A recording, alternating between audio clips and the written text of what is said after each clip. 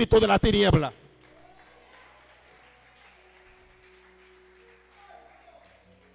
Los discípulos luchaban con los vientos, porque en el tiempo de los discípulos, en el tiempo de Jesús, ustedes saben que había una generación que era preexilio y otra era poexilio. Pero los que estaban en el exilio empezaron a emprender conocimiento mitológico y empezaron a aprender de la costumbre de otras naciones. En el tiempo de Jesucristo, cuando Jesús estaba en la tierra, la palabra, escúchame bien, revela que habían hombres como escribas y fariseos y saduceos, que eran personas que eran estudiosos y tenían muchas historias. Pero lo que me llama mucho a la atención era que en ese entonces una de las lenguas que estaba gobernando era la lengua greco-romano. Había un conocimiento de los romanos y un conocimiento también griego, pero también se hablaba arameo en el idioma de Cristo Jesús. Por eso a veces la gente está hablando y está diciendo que Pedro era un hombre del burgo, pero Pedro no era un hombre del burgo. Pedro tampoco era un hombre pobre. ¿Por qué Pedro no era un hombre pobre? Porque Pedro tenía diferentes tipos de barca y no todo el mundo podía tener una barca en el tiempo de Pedro. ¿Usted cree que en este tiempo cualquiera que tiene un barco, que tiene un ferry, cuando usted se va al puerto y ve esos barcos que están ahí parados, usted sabe los cuartos que vale un barco de eso? El hombre tenía recursos. En Israel era de costumbre enseñarle a los niños desde temprano la palabra de Dios. Y Pedro, cuando está en la barca, está luchando con estos vientos. ¿Por qué? Porque en ese entonces había una creencia que se creía que cualquier tipo de en el silencio de la noche, en la alta mar, podía ser que el espíritu de la muerte podía visitarlo. Según enseña el libro de Job, que uno de los libros más antiguos, dice que Alifá lo visitó en la imaginación de la noche, un espíritu que él no conocía, y le llamó fantasma. Escúcheme bien, la primera vez que la palabra fantasma aparece en el libro más antiguo, que es el libro de Job, y le apareció a Elifaz. Este espíritu que se le apareció, empezó a hablar con él y lo quiso persuadir, y le dijo al espíritu: ¿acaso será más limpio el hombre que Dios? Y ese mismo espíritu le dijo a Elifaz: he aquí Dios en su santo y en sus ángeles no confía, y no te atorpedáis ni ceder los ángeles. Ese mismo espíritu le dice que Dios encuentra que las estrellas y la luna son inmundas delante de él. Este espíritu empezó a sembrar cizaña en este hombre. Por eso cuando este hombre empieza a hablar a su compañero, empieza a maltratarlo, porque recibe una información de un espíritu contrario. La palabra enseña que para poder, escúchame bien, para poder pescar, la gente se iba de madrugada a pescar. Y cuando se iba de madrugada, los pescadores se fijaban de lo que era el tiempo de la luna. Y en ese entonces había un conocimiento del tiempo del calendario lunisolar. El calendario lunisolar tiene que ver con el insulfo o la luz de potencia que el sol, antes de acotarse, le sembraba a la luna, porque el sol es la lumbrera mayor. La Biblia dice que Dios hizo el sol la lumbrera mayor, después las lunas y las estrellas la lumbrera menor. Y después de ese tiempo podía escucharse una voz extraña en medio de las aguas.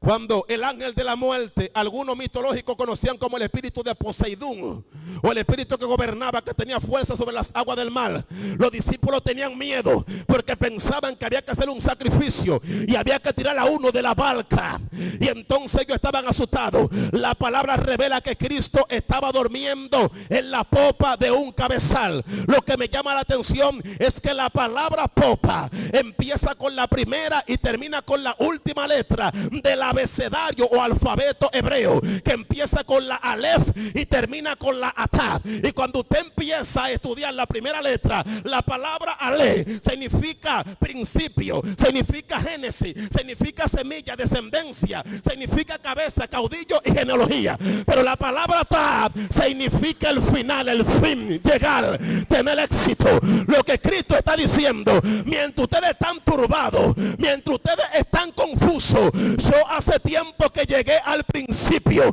Y como llegué al principio, se me reveló lo que iba a acontecer en el fin. Y el que está en el principio y se le revela el fin, por más que los vientos se levanten, ellos toman, escúcheme bien, la tempestad como si fuese una almohada para estar descansando.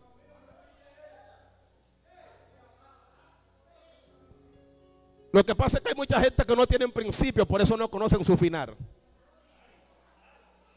Cuando tú pierdes el principio de la oración, no tienes revelación. Y la revelación es lo que te da dirección.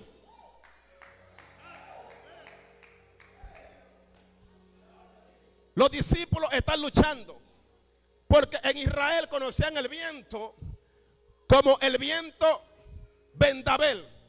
El viento vendavel era un viento conocido como el vendaval, un viento fuerte, que cuando este viento soplaba, tenía facultad de encrepar la ola del mar y tenía fuerza para hacer estremecer los peces que estaban dentro de las aguas. Había un viento conocido como el viento catabati. Este viento catabati era conocido como un viento huracanado, como un huracán. Cuando el huracán se está moviendo, el ojo está apuntando, todo lo que está al lado se lo lleva. Y es tan fuerte que los montes marinos se esconden en lo profundo de los peñacos que hay en las profundidades del mar, porque tienen miedo. Había un viento conocido como el ruisedón, que era un viento que en medio de una llama de fuego rugía y hacía como si fuera una voz temible y producía espanto dentro de la persona. Pero dice que estos vientos eran contrarios. Al decir que los vientos eran contrarios, está diciendo que los vientos eran opuestos y que no querían que ellos vayan a Gadara. Pero la palabra enseña que de repente, cuando ellos no pueden hacer nada, ellos van donde está Cristo durmiendo. La palabra popa también significa cabida con cabida. Escúcheme bien, la palabra popa también significa como si fuese la palabra costado, que tiene que ver la parte de acá del hombre donde está escondido el corazón, donde está escondido el músculo cardíaco, y representa intimidad y representa relación. Cuando los discípulos fueron, Cristo estaba en el lugar de la intimidad y en el lugar de la relación. Y cuando ellos fueron y lo despertaron, cuando el hombre sale de la revelación, entonces dice que él empieza a reprender al viento y al mar. Número uno, en ese momento Cristo usó una palabra teológica que significa prosa o prosopopeya, que tiene que ver con ponerle sentido objeto a algo que no lo tiene. ¿Por qué? Porque el viento no tiene ojo, ni tiene pie, ni tiene cabeza, ni tiene oído para escucharse que se calme o que se aquiete, ni el mal para que se calle. Pero la palabra revela en el libro de Habacuc que él iba a cabalgar por encima de la mule de las aguas. Se cumplió la palabra Habacuc. Ahí quiero entrar con uno de los topi o del punto del mensaje, que tiene que ver con, aparte de guerra espiritual, tiene también que ver con una parte de avivar. El primer hombre en la historia bíblica que clamó por un avivamiento fue el hombre Habacuc. Su nombre significa ser bacuco. El profeta Habacuc dijo: aviva tu obra en medio de los tiempos. En medio de los tiempos, hazla conocer. En la ira, acuérdate de la misericordia. Dice que Dios vendrá de Temán y el santo desde el monte de Parán. Y dice que cuando él empezó a clamar en momentos de una sequía. Porque los avivamientos vendrán en tiempo crítico, en tiempo difícil. Habrá tiempos cruciales, habrá tiempos duros, tiempos incómodos. Y antes de Habacuc clamar por un avivamiento, lo primero que él vio fue que la higuera no florecía. Jesús dice que llevaba 3 años visitando una higuera y no tenía fruto. Y en una pasó por una higuera Y cuando pasó, la vio. Y cuando la vio, dice que ella tenía hojas y tenía flores, pero no tenía fruto. ¿Por qué? Porque no era una higuera auténtica, era una higuera de apariencia. La higuera para Israel representaba la Torah, la palabra, y representaba el pueblo de Dios. Pero las higueras que son auténticas, lo primero que hacen es que echan el fruto antes de echar las hojas.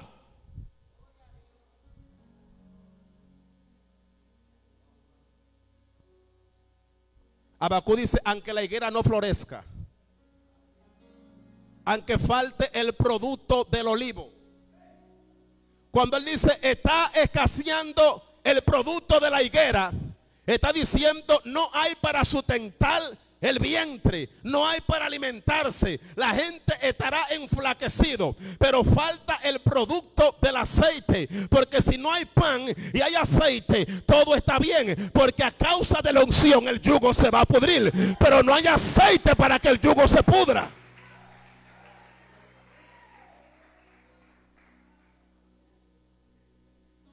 El aceite tenía un procedimiento que Cristo pasó por ese procedimiento. La palabra enseña que Cristo, estando en el monte Getsemaní, la palabra Getsemaní es una palabra griega que significa gaxemé, y la palabra gaxemé significa prensa de aceite, donde son sometidas las olivas a presión. Por eso cuando Cristo estaba en el Getsemaní, los demonios fueron, la fiera, dice la Biblia que estaba con él, pero los ángeles estaban para fortalecerlo.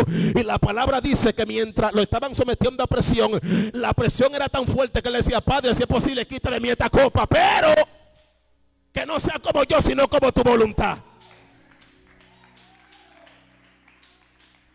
En el Getsemaní tú vas a recibir opresiones diabólicas, malas influencias para que tú abordes y para que tú votes el propósito y la voluntad de Dios. La palabra enseña que después que Jesucristo se levanta y calma la tempestad, entonces llegan a puerto seguro, a Gadara. La palabra Gadara significa encerrado, entre crucijada o entre paredes. Gadara era una de la provincia de Decápolis, y Deca significa 10 y Puli representa príncipe, era el príncipe de 10 ciudades, y estaba allí encerrado un hombre que estaba preso, cautivado, y dice que le ponían grillo. Al ser diferente grillo, es la palabra mostaz, que tiene que ver con collares o con cordones o con cuerda de yugo por los grillos que le ponían, pero dice que el hombre la rompía por la opresión o la fuerza maquiavólica endemoniaca. Pero cuando Cristo llegó al lugar, dice que el hombre, el demonio que estaba en el hombre, reconoció la máxima autoridad que había en este hombre, y dice que lo dejó libre. Cuando Cristo viene con aquella victoria, entonces a la gente, al estar de este lado y a la gente estar viendo que ellos llegaron, entonces empezaron a aplaudir y empezaron a regocijarse. ¿Por qué? Porque muchos vieron posiblemente que por el viento que se levantó, la tempestad, la ancla del barco se rompieron, los cabos se rompieron, la barca estaba siendo sacudida en el alta mar, y la gente lo miraba desde lejos. Al ellos venir, están aplaudiendo porque acontecieron varios milagros. Número 1, no descendió nada del mar ni lo mató. Número 2, el mar no se lo tragó. Número 3, la barca no se rompió, los discípulos estaban vivos. Número 4, llegaron a Gadara y el demonio no lo maltrató a ninguno. Y cuando llegaron, la gente, wow, le estaba aplaudiendo. A la gente, al Jairo, escuchar esto. Jairo dice, este es el hombre que yo quiero que vaya a mi casa. Pero Jairo tenía una riña con el maestro, porque la gente leen, pero no captan. En el libro de Lucas, creo que capítulo 13, versículo 17 en adelante, aparece una mujer que tiene 17 años padeciendo de un yugo, engolvada de una joroba. Y dice que Jesucristo entró a la sinagoga. Cuando Jesucristo entró a la sinagoga, fue que entró a la sinagoga de Jairo. Jairo era el pastor de esa iglesia, era el líder de esa iglesia. Y cuando Jesucristo empezó a hacer milagros, Jairo se le opuso a Jesús, porque en el día Chabó, en el día de Chabuba, él empezó a hacer milagros. Y cuando hizo este milagro, él dijo que no era lícito hacerlo. Pero cuando Jairo tenía una hija que estaba enferma, él no le importaba si era día de reposo, sino que quería que la sane. Porque hay gente que no quiere gozarse cuando Dios quiere hacer algo contigo, pero cuando tienen el callo, quiere que Dios haga la obra.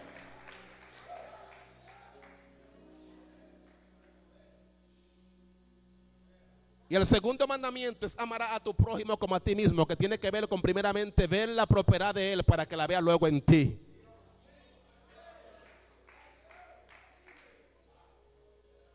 Porque no dice primeramente ámate y después ámalo a él, sino amará a tu prójimo como a ti mismo.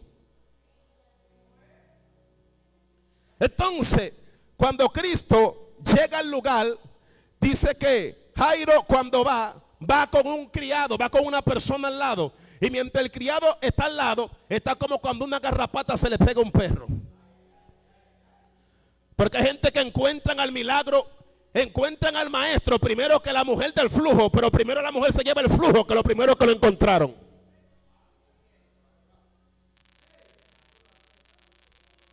Jairo quiere llegar a acercarse al maestro, pero tiene uno que lo está distrayendo y le dice: no lo moleste, el milagro no va a acontecer, estate tranquilo, que son 12 años que ya tiene y tiene mucho tiempo, y ya llegaron los escribas y los fariseos y nada aconteció. Mientras él está conversando, hablando, Jesucristo sigue caminando, porque Jesús tiene algo que la crítica, lo que la gente dice, no lo detiene. Él sigue avanzando y él sigue caminando. Pero mientras él sigue caminando, dice que se aparece una mujer que tenía 12 años padeciendo de un flujo de sangre. Número uno, la mujer era diestra. La mujer era la que aportaba en Israel con la educación de las enseñanzas que tenían que enseñarle los padres a los hijos, porque la primera escuela de enseñanza, de disciplina y de moral estaba en casa antes de llevarlo a estudiar. Entonces, como el padre siempre se afanaba y estaba trabajando, la mujer se quedaba en casa enseñando y dando a conocer los mandamientos. Por eso, escúchame bien, cuando en el tiempo de Jesús era un niño, siempre se mantenía José estando en la carpintería labrando palo y madera, pero María se encargaba del devocional, del cultural, del silicio y de enseñarle la palabra. La mujer que tenía el flujo de sangre, todos la conocen flujosa a partir de 12 años, pero antes de tener 12 años nadie sabía que era importante.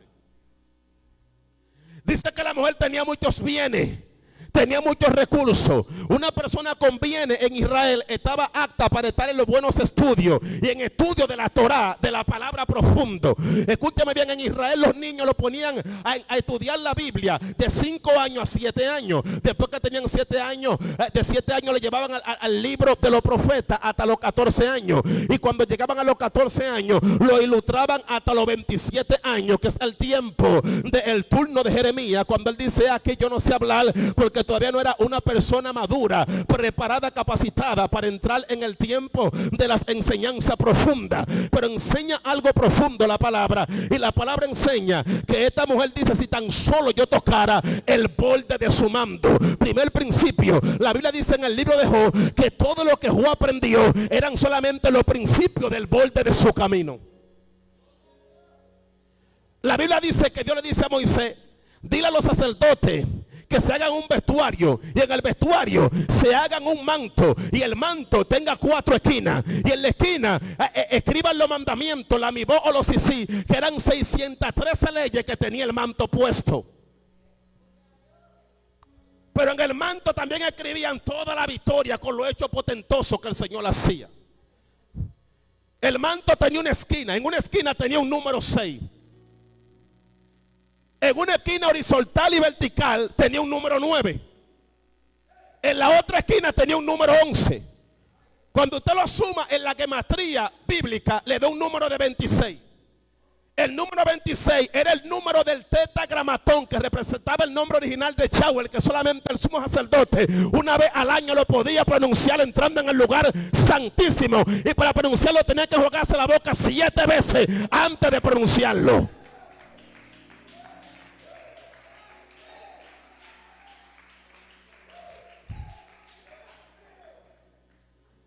La 4 esquinas representa que Yahweh lo Hachén tiene poder sobre los 4 puntos cardinales o los 4 ángulos de la tierra. La mujer le está diciendo: si toco el borde de su manto, tocaré el poder que tiene conexión sobre los 4 ángulos de la tierra. Y este insignificante flujo de sangre tendrá que desaparecer. En Israel un manto no lo portaba cualquier gente. El manto portaba parte de la esencia intrínseca espiritual que el hombre tenía. Por eso cuando Elías fue a ungir a Eliseo, la Biblia dice que Elías le dejó caer la toalla encima. Eliseo se descontroló y se embaló corriendo para despedirse de su gente y caerle atrás. Elías no le dijo cáeme atrás. No, lo que pasa es que en Israel un manto portaba parte de la esencia intrínseca que el ser humano tenía. La unción que te caía encima, que era la palabra machía o michea o el metier, el ungido, eso tenía que ver con tu espíritu conectado con tu manto.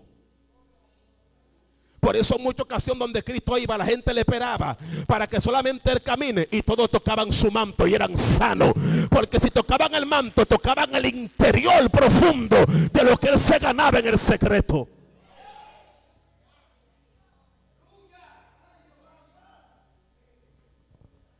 Por eso en una ocasión en el libro de los Hechos, vemos un hombre de los 7 diáconos llamado Esteban. Que este hombre, mientras tenía conocimiento de la palabra de la Torah, dice que cuando este hombre empezó a hablar desde la ley de Moisés, dice que este hombre cambió su rostro. Y cuando cambió su rostro es una palabra que significa isanjero, que se parecía casi a un ángel. Y dice que cuando miraron hacia él, su rostro era como el rostro de un ángel. Y cuando este hombre que tenía el rostro como un ángel, dice que cuando empezaron a matarlo, dice que Pablo consentía en su muerte. La palabra consentir significa de que él era testigo, porque para matar a una gente apedreado tenían que haber 3 gente. El primero le daba una pedrada, si no se moría el otro le tiraba las otras, y si no se moría entonces el otro cogía una piedra más grande con el otro y se la partía encima. Entonces Pablo consentía en su muerte cuando lo estaban matando. Y cuando lo mataron, dice que quitaron la ropa de Esteban y lo pusieron a los pies de Saulo, dando a conocer que el manto profético de revelación del primer hombre que vio al Hijo de Dios sentado a la diestra del Padre, lo dejaron caer sobre este hombre. Y Pablo se levanta con una revelación que dice que Dios habita detrás de luz inaccesible. En pocas palabras, Dios habita en un estado de soledad tan fuerte donde él solo se hace compañía con él.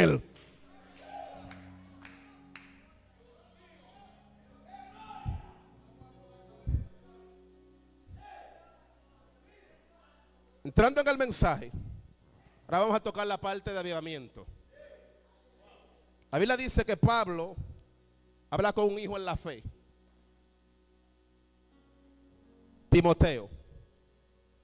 Era uno de los líderes de confianza que tenía Pablo. Pablo fue el perícano, el majestático y el benemérico de la congregación de los corintios. Y este hombre caminaba con Timoteo. ¿Pero qué es esto, profeta? Caminaba con Timoteo.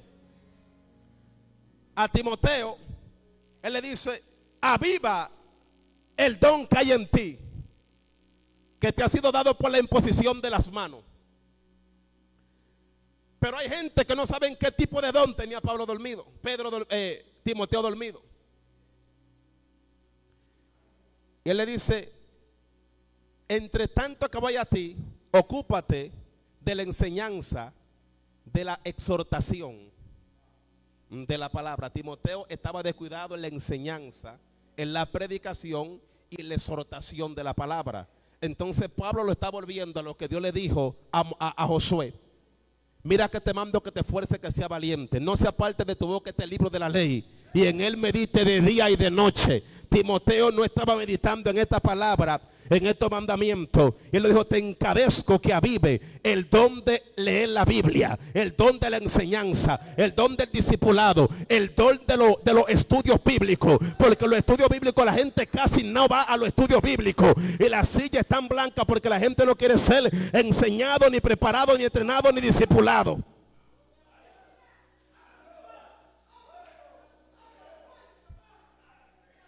La palabra aviva es una palabra griega que significa anasapureo. La palabra ana significa otra vez, y pul significa centellar, moverse, como si fuese un rayo o un relámpago. Le está diciendo: tienes que empezar de nuevo a moverte impetuosamente, como en el principio del fuego ardiente que tú tenías.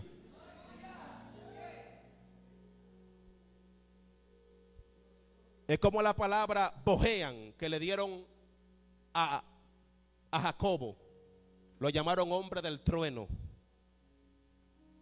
A Juan lo llamaron Apocalipsis, que tiene que ver con iluminación, con revelación, con